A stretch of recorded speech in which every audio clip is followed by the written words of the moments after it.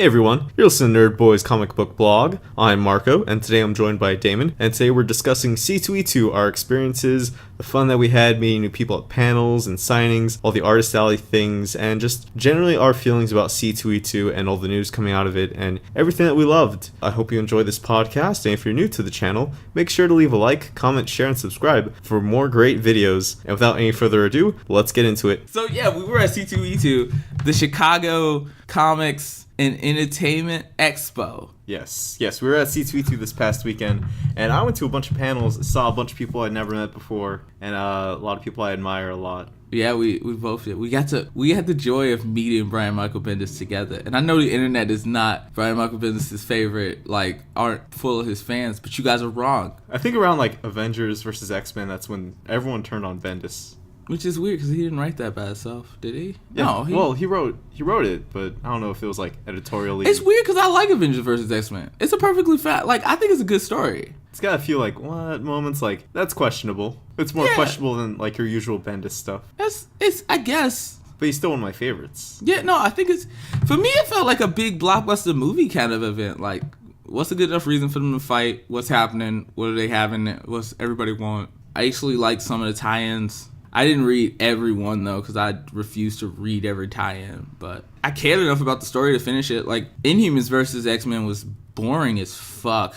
It was not fun. And Jeff Lemire is a good writer. And honestly, though, but I've said this before, I feel like Jeff Lemire writes better when it's his own stuff than when it's, superhero stuff. I don't know if he's, phoning it in or he just doesn't care as much or whatever. But if it's, Sweet Tooth or, Descender, I'm, all about it. But once he starts, doing, some character I've known for a long time, I tend not to give a crap. What's some great Bendis stuff you like? Oh, Bendis stuff I like? Ultimate Spider-Man is fantastic. Same. I like Ultimate Doom, which is a story people don't talk about a lot, but it introduced the evil Reed Richards character. It's really fun. I kind of wish, it's weird because it's one of those stories that came out around right before Ultimatum. No, right after Ultimatum, actually, I think. Either before or after. I cannot remember exactly. It's before or after Ultimatum, but it's all this stuff happens in it, and it's really good, but then they never really follow up on it.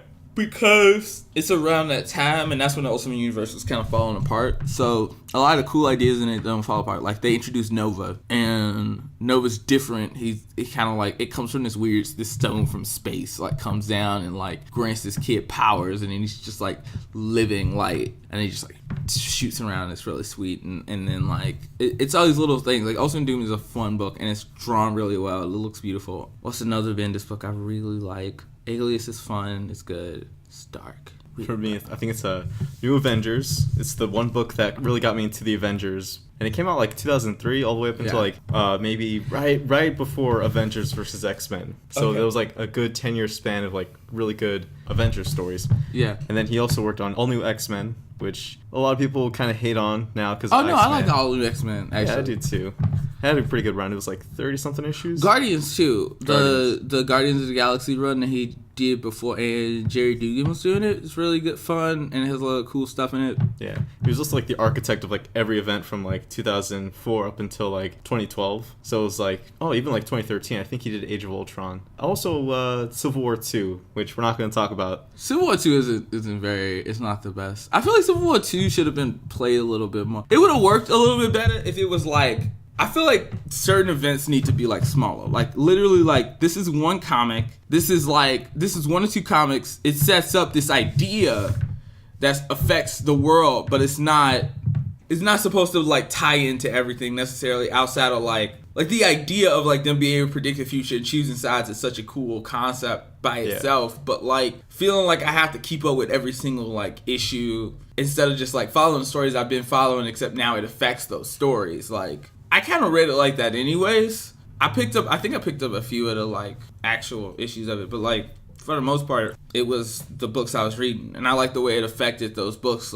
Kamala had this falling out with Captain Marvel, and it affected her character throughout that point. It was a cool little event because it was cool because of that. It was okay, this person she idolizes is on the other side of the fence. This is her first time as a hero trying to not just like mimicking other people, but making a choice in herself and being like, look, I don't agree with you, you know, and it created a new villain for her and all this other stuff. That was cool. With Miles, you had this thing with he saw the future and he was standing over Cap, and that was like scary for him, and he's like, what do I do with this information? And that was Bendis' own creation too. Like, he messed around with a lot of stuff. He created new characters. He made Jessica Jones, Miles Morales, a bunch of other characters that he then abandoned, like the chick from House of M.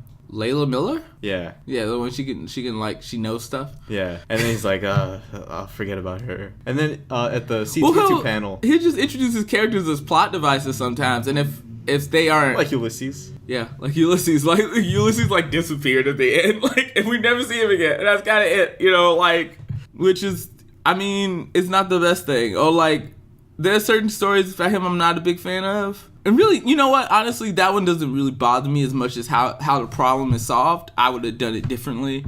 And I felt like there was another solution that was like right there that was just kind of ignored. It was the last will and testament of Charles Xavier, where you get introduced to what is his name? Max.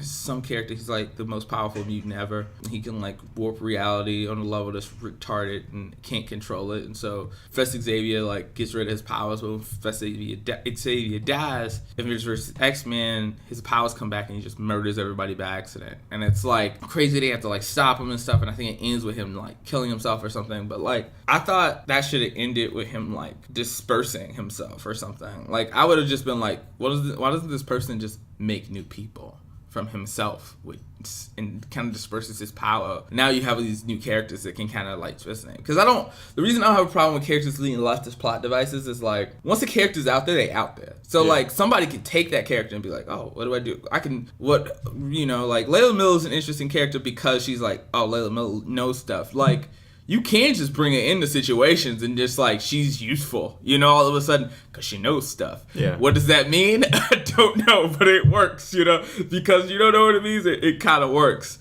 Ulysses was kind of boring, so who cares? Yeah, all he does, he predicts various timelines and then just is like, whatever's the most likely to happen, he'll see that. But then Evil Cap could be like, haha, I'm gonna manipulate all your visions. But then, I don't know, he got really confusing at the end. But let's talk about new Bendis stuff, because he had this whole panel, I don't know if you saw it, but it was all his Superman panel, pretty much. Yeah. Yeah, he was doing a big thing for like Action Comics 1000, and talking about how he wants to, this is something he kind of did in Avengers vs. X-Men, which was copy himself, like without even realizing it. He had a little anecdote about how when you're a creator, you really try to create something new rather than just remember something and regurgitate it. Yeah. And he was like, this X-Men run I'm doing, it's so great, but it reminds me of a Chris Claremont X-Men run that just happened like 20 years ago. So then when he was writing some other stuff, he was like, now I'm ripping off myself. Yeah. So, because he's been working in comics for like 18 years, right? Yeah. So he's kind of at that point where now he's starting to rip off himself.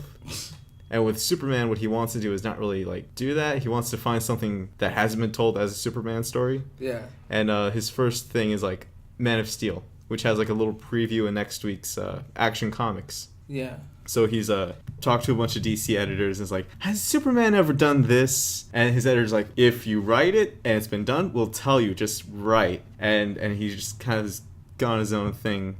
But then he also brought up that the Mercer infection that he had in that's right. December, which kind of stopped him from finishing a few books. Yeah, he had to, that's part of the reason why he like, it kind of, we found out later, and then like, he still has all these Marvel books going on, but way after it was announced, I think his last book is Iron Man. But like the people at DC were like, you know what, you can finish Iron Man, you can finish all those last books you have to do while also working on Superman. Yeah. So like he is technically in a exclusive contract, but he's allowed to work on Iron Man 600 or 700. Yeah, I think 700. Yeah, he's allowed to work on those books, but also he's mainly focused on his two Superman titles, Action Comics and Superman.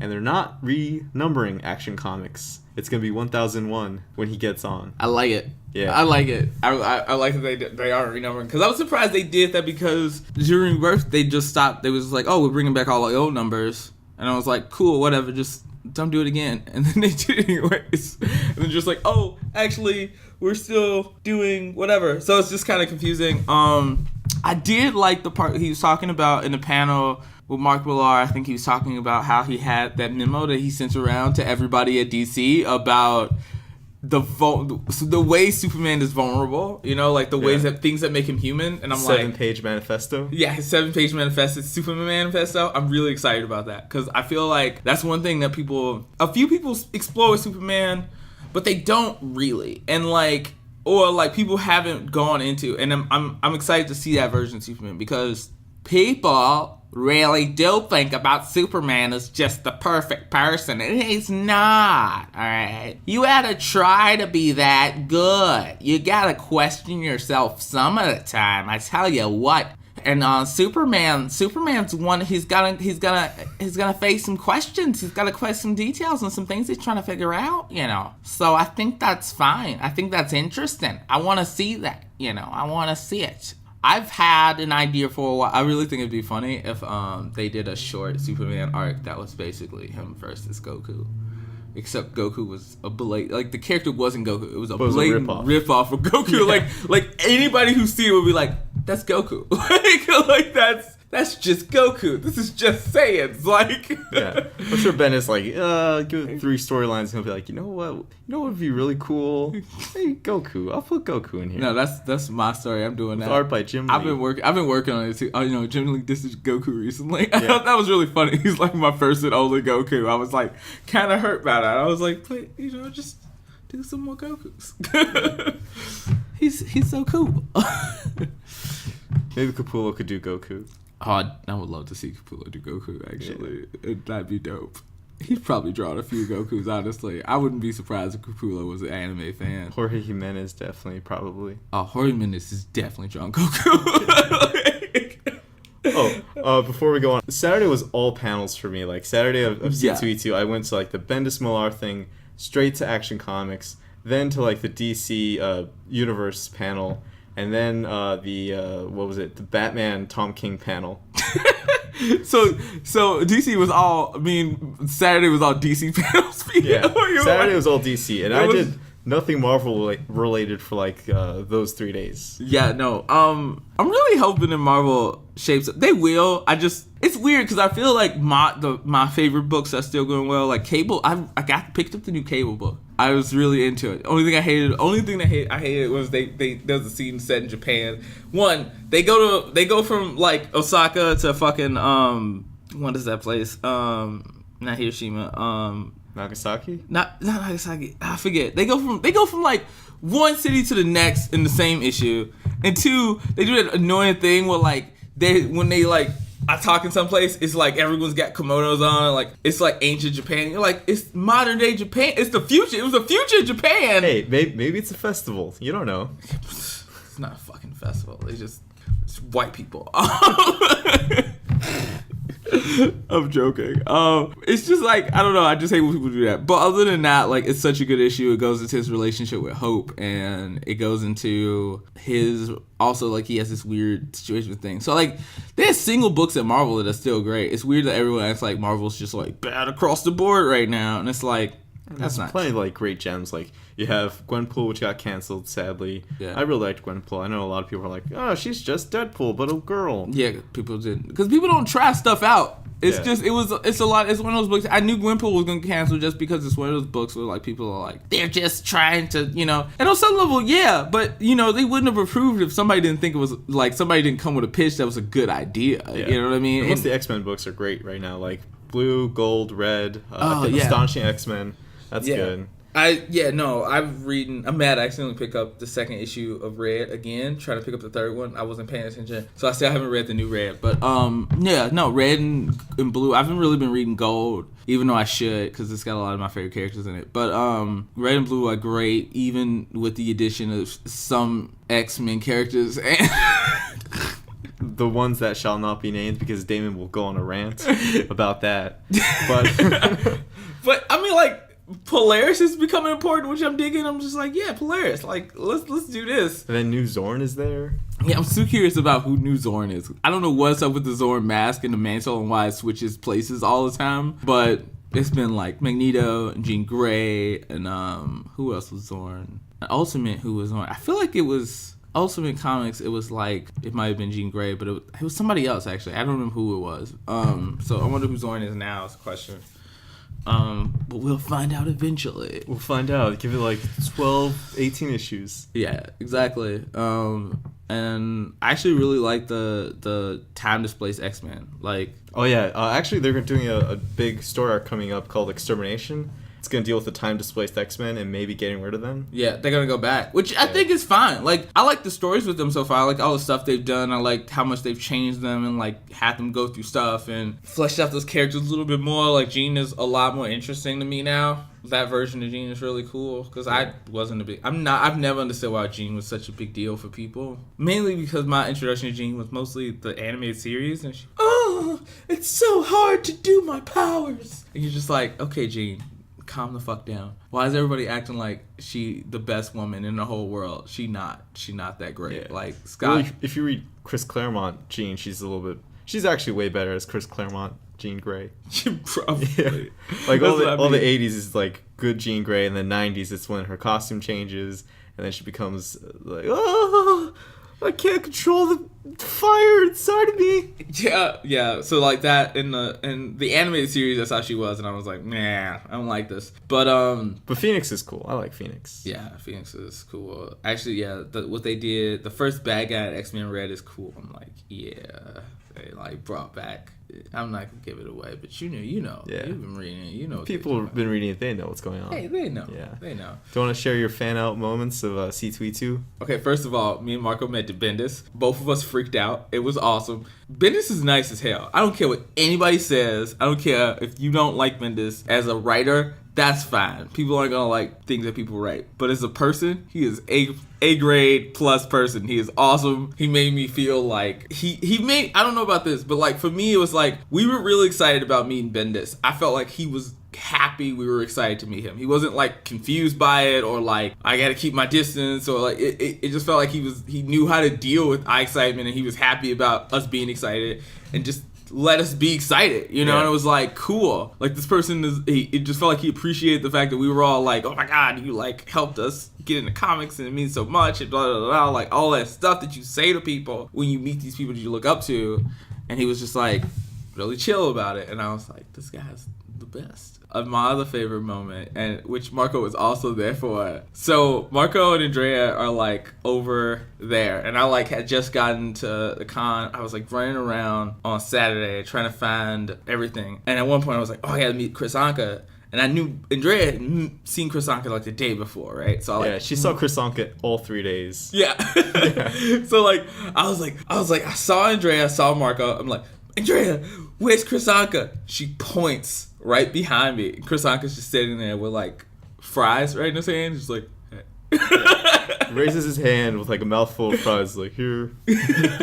It was just like a sitcom, this beautiful sitcom moment. The camera pans and he's just like right there, and it was like super funny. Also, he gave me a portfolio review, and that was cool as hell because I was like, what it made me feel like I'm almost there. I feel like I can do it soon.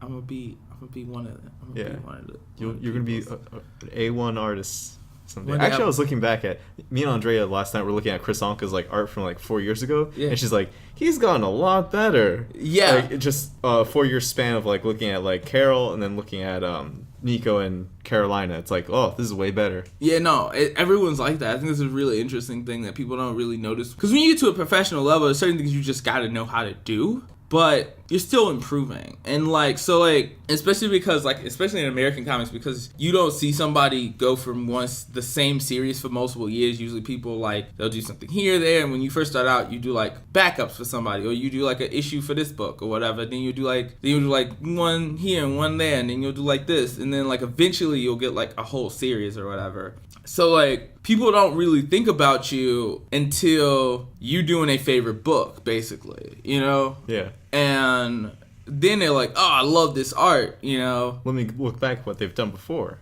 Yeah. Yeah. And then you realize like, oh, actually I've seen this person before. But it doesn't really, I don't think you get that like firm connection. Like if you read manga, like you get that firm, I've been reading Naruto since day one. Yeah. It's the end of the series. The art has changed a bit. Or like if you read early Dragon Ball stuff. Like, the art is good, but it's like different. It's completely different. Dragon Ball Z is way more angular. Everyone's way more like, he knows how to draw muscles better. Like, he draws like strong characters in Dragon Ball, and they work. You believe it, but it's only similar enough that you know the same person drew it. So yeah, no, it's pretty cool seeing how people progress. And so like, I'm excited to get to the point where I can get professional work. I really want to do that. And that's something that from C2E2 that I kind of felt like I feel very close to. And that's cool. What else? Did anything else cool happen? There's a lot of cool moments, actually. I have a lot of Andrea stories because I think the most fun happened, like the most funny moments happened when she was around, because she was cosplaying as Jessica Jones. Yeah. When we went to see Bendis, and like his wife was like, "Haven't I seen you somewhere on TV?" Yeah. And then when Andrea was trying to like take a picture of us, like the camera got stuck in her wig and her scarf.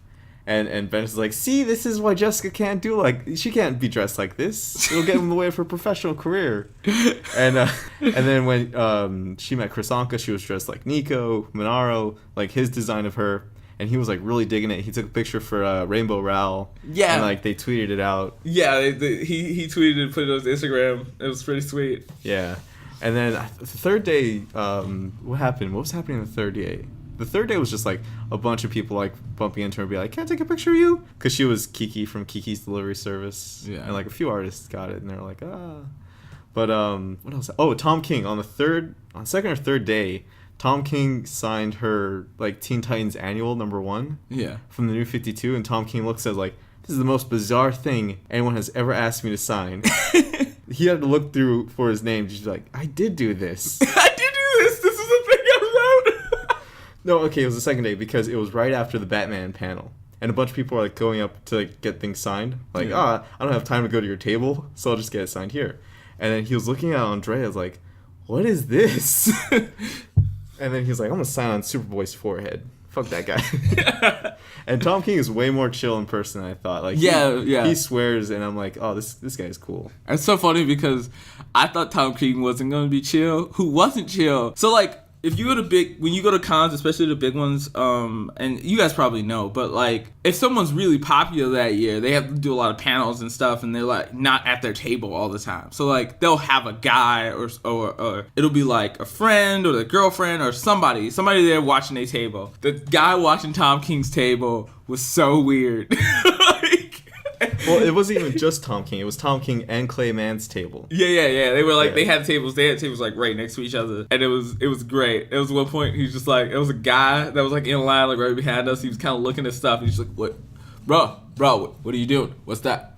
You're like, what are you can calm down? I was like looking at him like, what is he doing? Like, he knows we're at a comic show, right? Like, what's all this? Huh? Yeah. You like comic books? How much are you selling these for? Like, he just is and he was just like big dude. Like, he was like intimidating. And I'm just like, calm down. You simply just have to be there. Like, you don't have to like try super hard. Like, everybody here with muscles, and mostly those are show muscles. I know it's probably like 3 people who can do martial arts who could actually do. And all 3 of those guys were the guys from Mortal Kombat. Because they were there too. And that panel sucked. Oh. Because the moderator was like, "Let me ask my fan questions." And then towards the end, instead of Q&A, he was like, "And you could buy all our merchandise right here at Bluefin. And if you bring it to the signing, it'll be free." And he was pretty much just there to sell toys. Oh. Like, the whole panel was a toy commercial. And I was like, this sucks. The girl, okay, so there's a comedian in Chicago. She was the daughter of the guy who did the voice for Mortal Kombat. Ed Boon? Not Ed Boon. Wait, the Toasty voice is a different guy. No, Toasty is Ed Boon. No, Toasty is another guy. Well, the image of Toasty is another guy. I thought that was Ed Boon. No, that's I forgot his name. He's like a character designer though. Oh, okay. Yeah. But yeah, like the voice, the like Mortal Kombat, the like. That's Ed Boon. Is that? Yeah, the Mortal Kombat scream, like, "Get over here," that's Ed Boon. And then John Tobias does most of the story, or he did most of the story, and then some other guy did most of the character designs. And it was like pretty much those 3 and a few other of the actors who worked on like 1 through 3. But I'm confused. Yeah. But she's the daughter of someone. Yeah, I just thought that was interesting. That story went nowhere. Oh, that's fine. It also reminds me that we didn't finish our Tom King story. Oh yeah, no, Tom King was. hella cool. We were in that line forever though. Yeah, we were in both lines. Well, I was in line to see Bendis holding your spot for an hour and a half. Holding my spot. Yes, that's what he was doing. I did not at all. Nope, did not cut a line. That's not what happened. I would never do such an immoral, wrong, disrespectful thing. Like when you walked through and just like got close to the front with us, people were like, "Man, what's this guy doing?" But like it's a public place and they're also like nerds, so they wouldn't really say anything. Yeah, no. It's a thing. And you're a big guy. You're a tall guy, so they're gonna be like, Am I? I don't think of myself as a tall guy. That's so funny. I think you're tall. Like you tower over a lot of other people. Because most nerds are like what 5'6". I guess. Yeah. So like you just go in there and but like it wasn't like I was like bogarting through. I was just like, oh, can I get through? Oh, excuse me. Oh, let me get through. Yeah, you're trying to go through like, oh, excuse me, pardon me. Oh. But like as long as you ask, people just kind of automatically just go, oh, all right, and then they're like, wait a minute, wait. I've been waiting here for an hour. Yeah. The Bendis line was long. The Tom King line, it was one of those things where like he had such limited time, like they needed to cut the line off like like 20 people. So they were waiting just to be one of the 20. I just happened. Okay, so like I was coming Saturday. I was literally like, I'm not getting any more lines after Friday because we was in lines all day, and I was just like, I gotta go to work now. Like it was so bad. Because then I had to go to the Webtoons portfolio review, and I ended up being late for work by like an hour. And I'm very lucky. The people in my job give no shits as long as you show up. And it was like Thursday, so it wasn't busy. Well, Friday. Well, no, it was Friday. But Fridays aren't busy early. They don't get busy until like 9, 10 o'clock or whatever. So like they were like, whatever, who cares? I was like freaking out though. Like I like ran. I was like, oh my god, I'm moving late, and they're just like, oh, Damon, you're here. Good. That's good for you. That's good. Now you get a paycheck. That's cool. Yeah. Yeah. Oh, wait, we got to pay you. Yeah. I stayed an extra hour the next day, so I get some of that. I'm not about to be too hurt. And plus, I made $20, so that hour, I sold one print. So that hour, I got that hour. Oh, okay. You sold prints?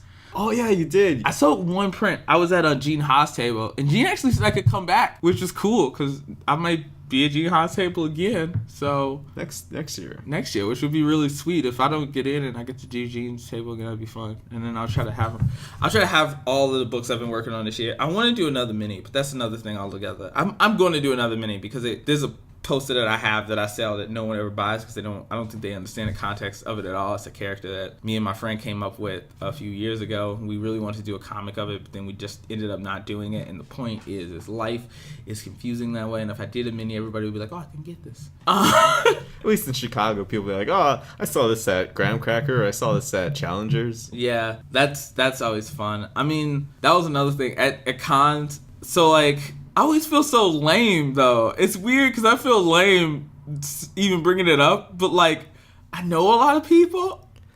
You don't even have to bring it up. Like, people will be like, hey, Damon. And it's like some local person who's, like, really big. And, like, Mike came up to you, Mike Norton, and he was like, oh, hey, Damon, what's up? Something, like, just chilling. Oh, Ashley's here? That's cool. Yeah, it's like, I hear all these names, I'm like, what the fuck? All you people know each other. It's really more like you get into like I'm the kind of person, and I was telling this girl this. I was like, when you in art, like the people you know matter because that's how you get your job. So you got to be as nice. You want to be nice, and the only way you can be mean to people as an artist really is if you like the best. You got to be like the house of art. If you like that, if you can just come through and like pop pills and draw the greatest thing ever, then everyone will let you do whatever the hell you want to. But like other than that, you got to be nice to people. So I'm like really, and also I'm really excited to meet people like Mike and Tim and everybody. I was, oh my god, hey Mike, oh god, hey I'm Damon. Wowzers, you do a book, I can't believe it. Oh, you do comic books, I can't. Oh wow, oh you want to leave my drawings are cool. You know, like whoa, Rick, I don't know, I just can't. You're the Morty of the comic book Chicago. That's how I feel. So like, and also like I default into telling people like being very open. So I think people feel like they know how far they can throw me as far as like a human being. But I don't know. But I just think it's funny because one day I was hanging out with this girl on Saturday, and everybody just kept running into me. it was just like, I felt so bad because I was like meeting her friends or whatever, and I'm just like, oh, they're like, oh, Damon, and I'm just like, hey, I'm just like, well, people like I know I don't get to see all the time, so I was just like, oh, I gotta say hi to them. Like I'm not gonna see them until like next month or 2 weeks from now, 3 months from now. So I'm not gonna see it for 2 weeks. Actually, that's kind of how it was like when everyone was there. Yeah. All the Dawn and Nonsense people. I was like, I gotta say hi and talk to them for like a few minutes because I'm not gonna see them for like God knows when. Yeah, no, we do it. Oh yeah, no, we doing a cast this Sunday. This Sunday. Those come out Sundays. Yeah, we usually post them the first one. I think no, I don't actually know what I don't know what Matt's new schedule is. We gotta figure out a new schedule for everything because we've been behind. Down and Nonsense is not as regularly as we were going for the first year or so, which was really, we were pretty on it, which I'm surprised about. Like how many images I had done, I was like, oh shit, like I'm actually keeping up with this. This is crazy. But yeah, I think Sean Murphy was the one, because Sean Murphy, if you want to talk about somebody who's never at their table, it's Sean Murphy. You can meet Sean's wife really easy. Sean's wife is always there. She's nice, but like I never get to meet Sean. Like I'm always like, oh, I want to meet Sean Murphy, and go to the table, and it's just his wife there, and he's like, he's at a panel, he's gone, he went to go, save Jesus, and you're just like, he doesn't believe in Jesus. Why does he have a Jesus piece? And then like. Sorry, that's a stupid rap reference.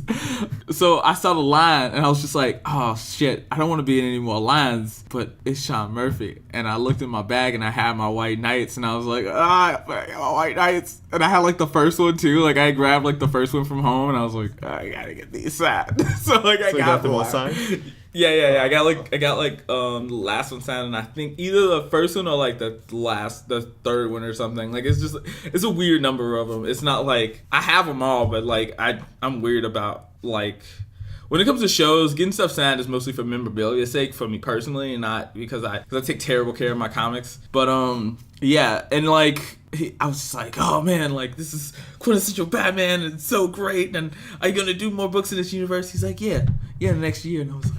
Oh, like I think he said by next year they'll be doing another series in the Murphy. What was it? The Murphyverse. Yeah, the Murphyverse. He called it. Yeah, I was at the Batman panel, and they had Tom King, like 3 of the Batman artists who work with him, like Joel Jones, Clayman, Daniel something. They also had Tim Seeley was there, and Sean Murphy. Yeah. And Sean Murphy's like, do you guys like Azrael? Is that something you'd be interested in?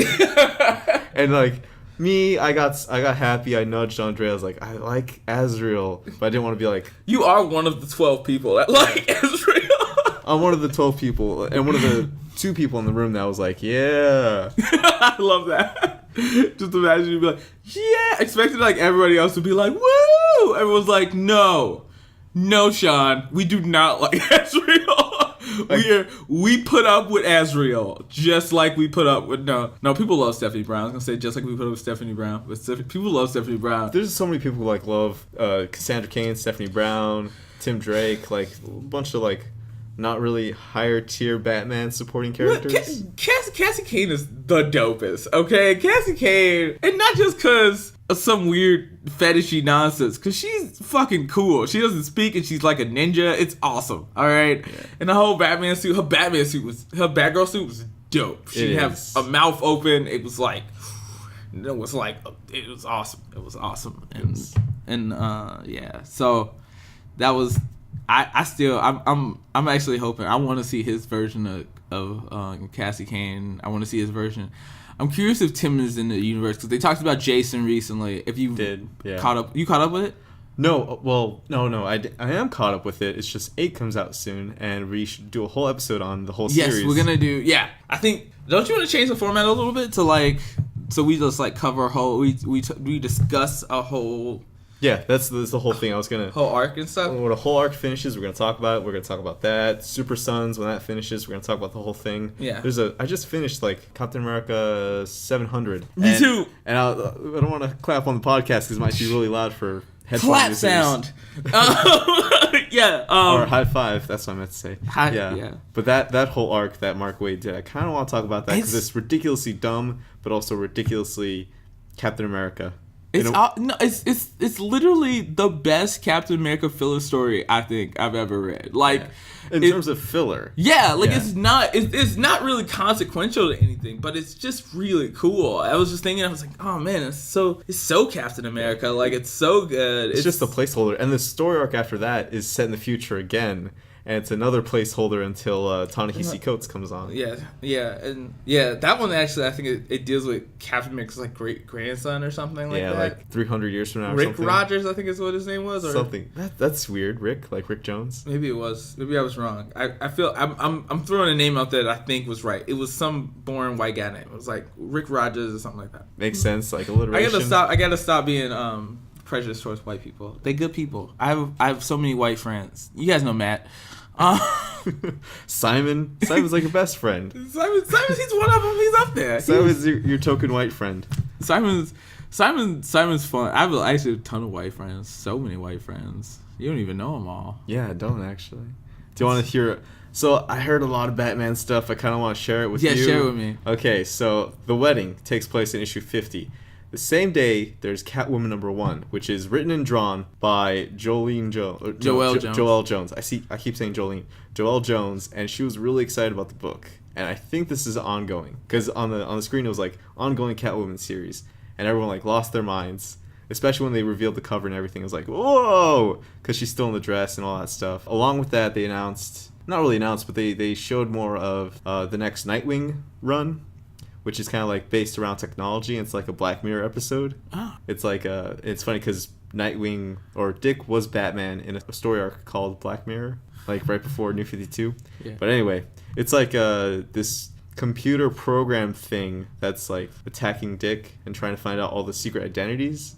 Because Dick knows everyone's identity. Yeah. Dick was a kid when everyone was kind of becoming friends, so he got to be friends with Superman, Wonder Woman, Batman, everyone. So this thing's kind of like trying to do identity theft.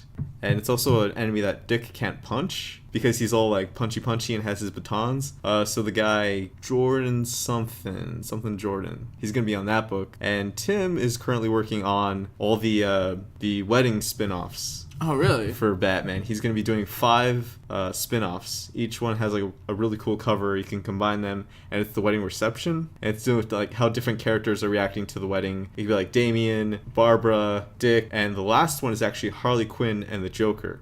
Oh, yeah.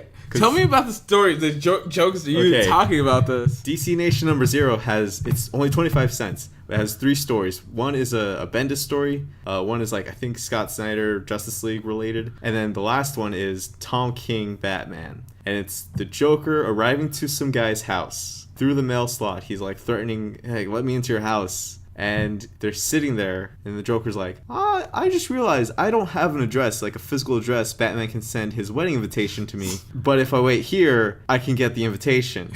And the guy's like, you're the Joker, why are you here? Batman's not getting married, what's going on? And the Joker's like, no, don't worry, I'm not going to kill you, as long as I get my invitation. So it's just 2 dudes staring at the door, waiting for an envelope to come. And it's also got some of the scariest Joker art I've seen in a long time. Who did it? I can't remember. It was crap. It was either Philip Tan or it was someone else. It was really cool art. I'll probably show it up on the screen right now, but it was dope. Oh, okay. Yeah. That sounds dope. That sounds cool. I'm like, that sounds like a really fun and scary story, because that's honestly that could be a whole horror movie, I think. Even if it wasn't the Joker, just a character like the Joker, I'm just waiting for something in your house, and you know it's not coming. Yeah. You know he's the only one that's not aware. It can't be coming. Even if he has an invitation, it's not coming to your house. They have already been sent out. It's a wedding. Also, one of the story arcs leading up to the wedding is the Riddler. The Riddler is dealing with some stuff, and apparently the Joker didn't get an invitation, or he might not get an invitation, but he leaves a whole room full of dead people, and the Riddler with something painted on him saying where's my invitation, for Batman to find. God. And what else? So a Tom King storyline also leading up into the wedding is Booster Gold's wedding present to Bruce Wayne, and it's a timeline in which Batman's parents weren't murdered, but in this timeline everything's fucked. The first thing you see that they previewed was Hal Jordan shooting himself with his own ring. And then the last thing they showed you was there is a Batman in this universe. And Tom King was like, I could spoil this. I don't care. You're going to buy it anyway. I don't give a fuck. This Batman is Dick Grayson. Because in this timeline, Dick never had someone to help him through his trauma of losing his parents. And he didn't lose his parents to guns. So he's not opposed to using violence and guns. He lost his parents to acid. Maybe he has a thing against acid. I don't know. But he's got so many belts. I've never used acid. That's so specific. He's got so many belts and straps and guns. Andrea's like, that's not evil Batman. But I was like, but gun Batman is a thing. He's like Thomas Wayne, but slightly different design. Yeah. That kind of reminds me of the Earth 2 stories from New 52, which are actually kind of cool. Because they, like, lose. Yeah, they lose their whole universe. Or their Earth. Yeah, like, then they have to, like, start a whole, like, it's literally Earth 2. Like, even within the context of Earth 2, it's, like, literally they're on a second Earth. And, like, Thomas Wayne is the second Batman after Bruce dies. Yeah. And Dick is, like, who's Dick in that universe? Dick becomes the third Batman. I know, there was... In Convergence, like, Dick Grayson is there, and he's like, I just lost my son and family. Yeah. So, like, in the transition from the first Earth to the second one, Dick loses his wife, and I think his wife is actually Barb. Like, I think they're married. I think that's who he loses. I'm not completely certain. I pieced together the story from different trades out of order, so, like, it's kind of weird. But, yeah, so his son, he presumes his son is dead, but when they get to the second Earth, she finds out later he's not like the ultra human. Took a bunch of kids, gave them superpowers, and tried to trick them into like being these superheroes. So his son has like powers, and they reunite, and it's cool. And like but Dick also loses the ability to like walk. So like the Batman suit actually gives him the ability to walk. It's really cool. It's like this yellow and black Batman suit. It's actually really kind of dope looking. Like, especially for like an Elseworld Batman, it's like the exact right amount of like different, but at the same time similar that you like. This is cool. I'm really glad this is a different Batman, but it's like it's a thing. It's cool. Yeah. It's its own thing. There's also Val Zod, who is a cool character too, because he's like Superman, except he's a little bit more wary about stuff because he like grew up in a bunker basically. Like it's kind of similar to Flashpoint, where he kind of like grew up inside and was raised by the government, as opposed to like Superman, who had his family and stuff. Except Val Zod was like raised with Kara and Clark on Krypton. So he was jettisoned off with them. He was just found by the government, and they were found by kindly people. Yeah. So because basically they persecuted Zod, and because he has the name Zod. Well, yeah, I guess they persecuted his like dad, and the L's like took him in because they felt responsible for him. So, like, oh, that's still dope though. Yeah. Wait, that reminds me a little bit of like Krypton, because in that one, the Zod family seems kind of close to Seg-El. Yeah. Yeah. Have you been watching that show? We haven't talked about that show. We haven't talked about it. I saw the first episode. I watched the first episode. Wait, do you want to wrap up our C2E2 stuff so we can get to that? Yeah. Let's do it. What else are C2E2 things? Well, let's see. Well, I just want to like close out with some extra bonus stuff. Like Bendis talking about he got the name for the new villain in Superman from his nurse when he had a MRSA infection. It was like this big German lady, and he's like, you're so big, I'll name the next Superman villain after you. And she's like, okay, whatever, crazy man who can't even open his eyes right now.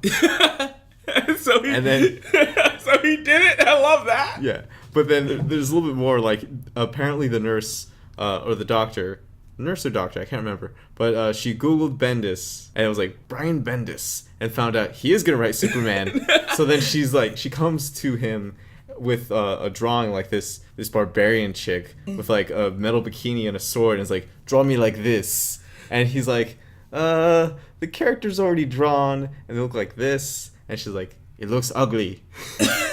Because you've probably seen the big guy. I haven't. Like, oh, he's kind of like, he reminds me of Mongol a little bit, but Mongol and Etrigan kind of had a fusion. Oh, okay. So yeah, and apparently he's a big threat to Superman. and ties into Krypton in a big way. Yeah.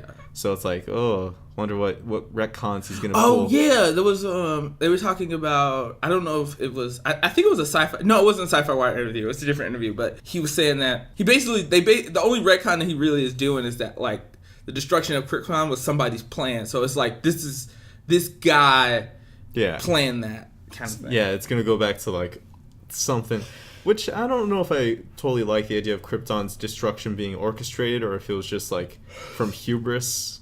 I kind of like it that it was the Kryptonians' fault that it happened. I kind of like that too, but it's not one of those changes that's going to, if the story is good, it's one of those things that's like, okay, cool, I'll take it. You know what I mean? It's also like that thing of like, because in the show Krypton, they're trying to do the whole like, Brainiac is trying to destroy Krypton, which is like, that's acceptable too, kind of.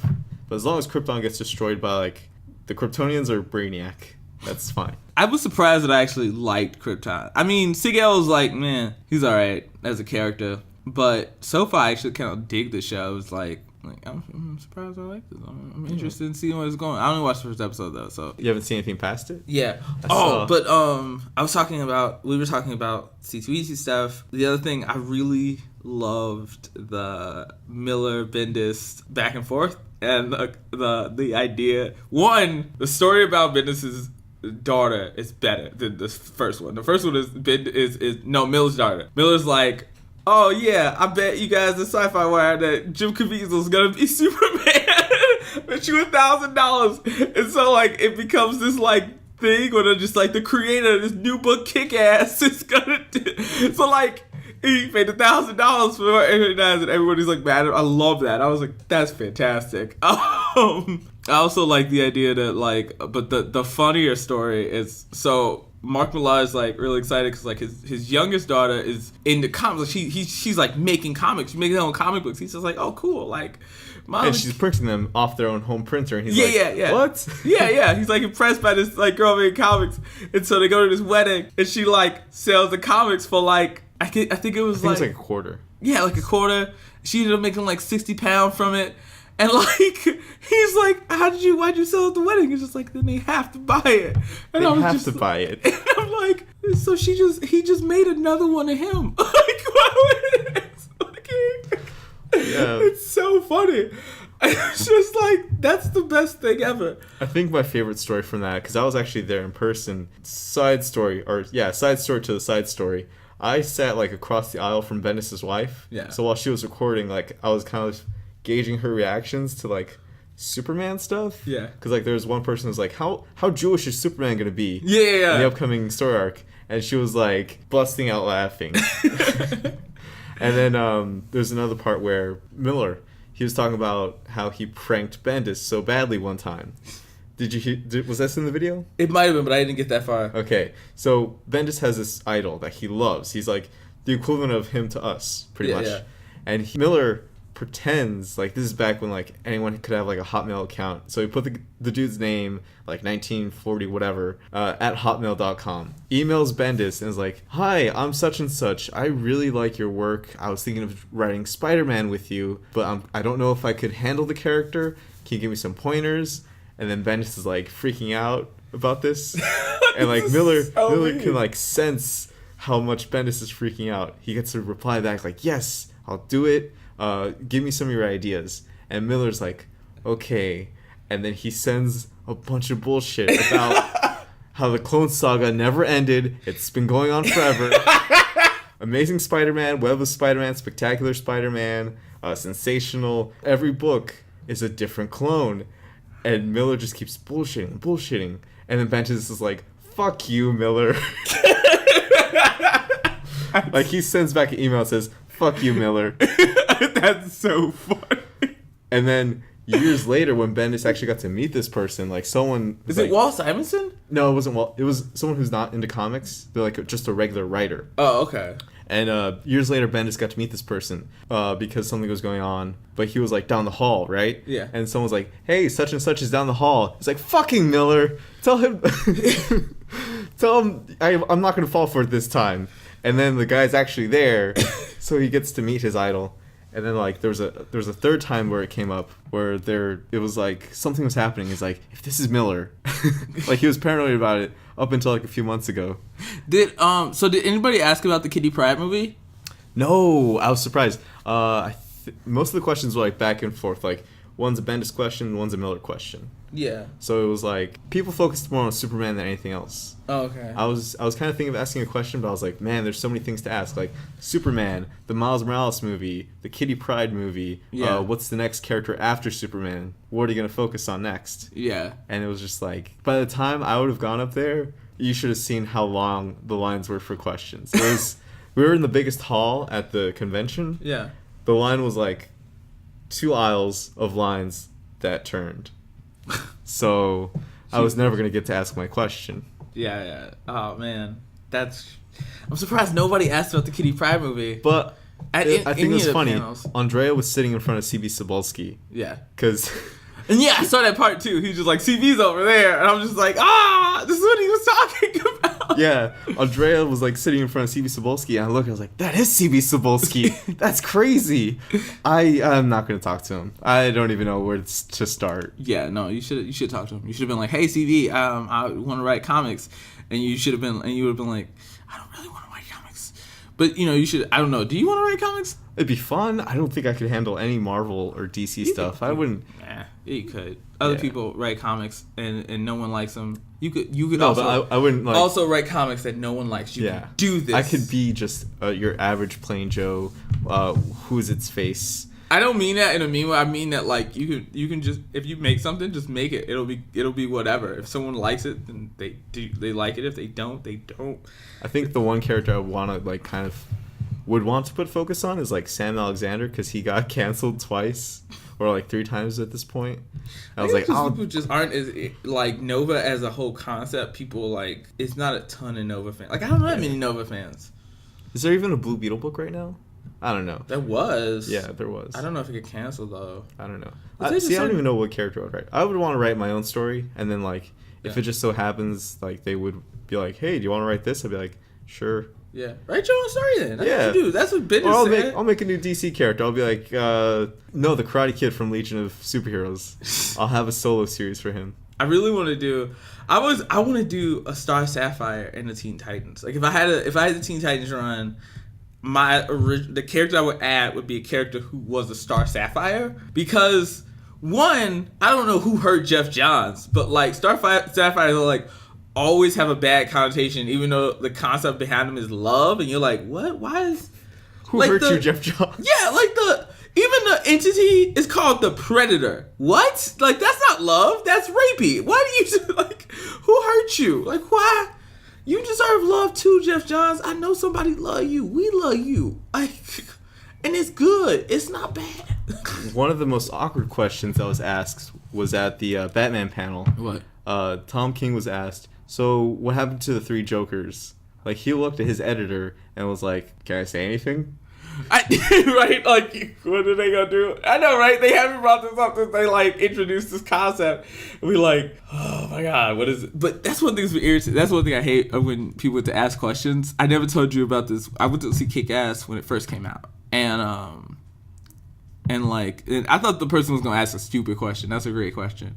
But, like, I hate when somebody asks a stupid question. You really want them you really want to ask a question and they get to ask a stupid question. I was at Kick-Ass, right? And this is when the movie first came out. So Chloe Grace Moretz was probably like 13, 14 years old. And Andrea Johnson was there, and we got to ask questions after the movie. It was one of those pre-screening things.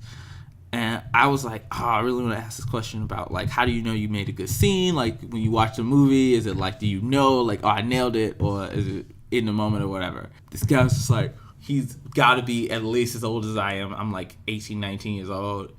He's like, are you single? Excuse me, to Chloe Grace Moretz? Like, yes. Jesus. I know, right? I was like, so bad. I was just like, did he just waste this? He just wasted a question. He just wasted everyone's time with this creepy ass question. She is obviously a child. Like, this person is horrible, and I hate them. Because I really wanted to know. I wanted to know, like, how do you guys know you nailed a scene? Like, how do you know you got it? But that's just it. Yeah, so I hate when that happens at cons, too. So it's just like, so, like, do you guys, like comics? Or do you just, like, write them for money? Or something like that. There was a few people who, like, you saw them waiting in line and, like, they were anticipating asking a dickish question. You could feel in their soul that they had a dick thing to ask. I was talking to my friend Lauren on Thursday, and I was just like, oh, I got to meet Brian McGuinn. And she's just like, did you ask him why his Avengers run sucked? I was like, what are you talking about? I was like, you allowed to have wrong opinions. And left it at that. Avengers was awesome. I like Bendis just because he got me into reading comics, and that scores him instant. Yeah, me too. Right that there. Like. Yeah, no one's ever gonna do everything right all the time. Like, I remember the thing and I'm mad because it was a small thing. When Jason Aaron did the new Thor run, I love Jason Aaron. Oh, I loved him before that. Signed Thor 705. Cool. By Jason Aaron. And it was like the painting variant cover. Also, I ran into Jason Latour too. Jason Latour and Amy Chu. And Amy actually checked out my portfolio, which was cool because I kind of just stopped her. I was at Gene's table. And I was just like, Amy, like I knew her. I don't know her. But she was nice enough. You do that while you're like, Brian, Tom. Yeah, right. I don't know her, but she was nice enough. But before that, right, I was like walking around and I saw her. I was like, oh man, it's Amy Chu. I'm telling her how much I love the Silk and her art in Silk or whatever. And when I walked over, I realized she was talking to Jason Latour. And me, like, I respect both of these artists, so I'm just like, I'm just gonna let them talk. Like they got stuff. They'll notice me eventually. So I just like hung out, was watching around. And then I noticed like I looked over and I saw like a GoPro on a little stand, and I was like, what the hell is that? There's a little GoPro right there. Then I noticed that they had like microphones on. And so it's an interview. Yeah, so they're like talking to each other like a thing, and I'm like, what is this? I have no idea. Which I should probably look that up. I should probably look out what is going on. Hey, you're probably the frame for most of it. I'm probably not. I'm not the frame. Hopefully, I'm not the frame. I don't want to ruin somebody's shot. That suck. I like ruined this. It's probably this really great interview, and it's just like this hand, just like whose hand is that? Like I'm just like the guy in like a bootleg movie that's like, I gotta go to the bathroom. But yeah, like that was weird. I was just like, he was just like, I was like, oh, I was like, he was just like, oh, you came over. And I was like, oh yeah, I didn't want to interrupt you guys. I respect both of you guys a lot. And he's just like, and Jason Tour's just like, well, we're not good people. I'm just like, no, it's good. I'm a terrible person, and that's fine. And he was just like, you found being terrible. It's like, I don't know how to ask a question. I think once certain people reach that level where they accept how bad they are to other people, it's like, yeah, that's cool. Yeah. No, Jason's. They were both really tired though. It was Sunday, so everyone was like, "Hey."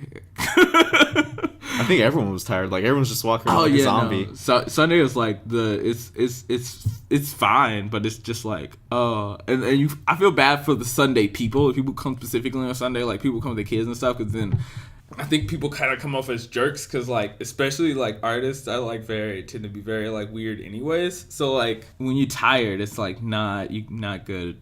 You're not useful. Yeah. Plus everyone's already trying to leave by like 3:00. Also, I'm bummed out. A guy asked me to do a really fun commission, and I was hoping to give it to him. I think, and if he hears this, I still have it. So message me. At one of my many social medias, but it was Raven watching football in a Baltimore Ravens jersey. Really into it. I saw that one. I liked it. It's just like her. She's like mad and like she like flips over. It's like can of nachos with a magic, and it's just like fun. Like it's just like a fun thing, and she's got the Ravens jersey on. And I'm like, when he gave me that, I was like, yes, all of this. I'm down for it. Let's do it. Speaking of Raven, do you want to talk about the new costumes? Okay, so we'll cut it here. Actually, this is just the final part of the podcast. Yeah. Cool. So we won't cut it here. I'm gonna give you my opinion on all three at one time. I'm just gonna say what I think. The best is Ravens, honestly, because that's, to me, I mean, she doesn't have the crystal on, but like the crystal also encases Trigun, so it might be because she hasn't done that yet. Yeah. Also looks like they incorporated the thing on her head to like a necklace now. Yeah, and also Kind maybe of look like that. casual too. It looked like they made it in more casual outfits anyways. So hers seemed the most appropriate, and I feel like on screen, like her hair is just gonna look purple, and it won't really. It'll just blend in, and it'll probably be fine. BB's was okay. I get it. People thinking it kind of looks weird, but I think on screen it's also going to translate a little bit better. They went with his white and red costume, which isn't my favorite. I prefer the purple and black. I don't know if I'm the only one, but that's just me. No, you're not the only one. Andrea was all like, "It's changeling. I get it, but it's wrong. it's a bad choice." And I was like, I like the changeling costume, especially since it's just a jacket. It's not anything special. Yeah, it's not overdoing it. I think it's cool. Starfire was the one I was like, Yeah. And I hate to say, she looked like a streetwalker. Yeah. She looks like she has one of the oldest professions known to man. But like not in a real way, in a like a movie way, like a corny movie kind of way. Like it's just like blaxploitation kind of. Like kind of maybe like she even took her look from a blaxploitation like movie. I feel like her weave could have been just like way better. I don't know what they was thinking with her weave. She's like, nah. Unless this is like an intentionally bad disguise for her, like just put this wig on, these go-go boots, this fur coat. It's not.